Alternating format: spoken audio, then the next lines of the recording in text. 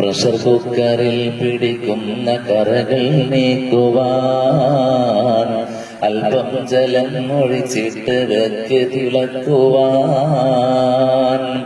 തക്കാളി ഒന്നരിഞ്ഞിട്ട് പിന്നെ ഇളക്കണം. എന്നിട്ട് കുക്കർ കഴുകി വൃത്തി വരുത്തണം. ഉണ്ടെങ്കിലെണ്ണ മഴും സുഹൃത്തെ പാത്രമിൽ നാം എന്ത് ചെയ്യണമെന്ന് നോക്കാം അവിടമിൽ.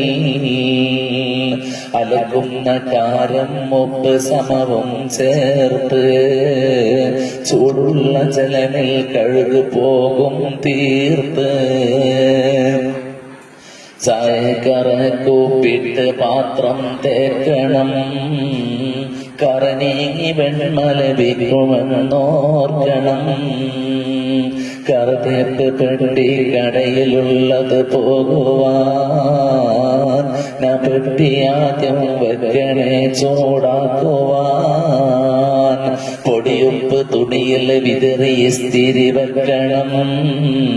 കറ മുഴുവനും പോകുന്നതാണെന്നോർക്കണം.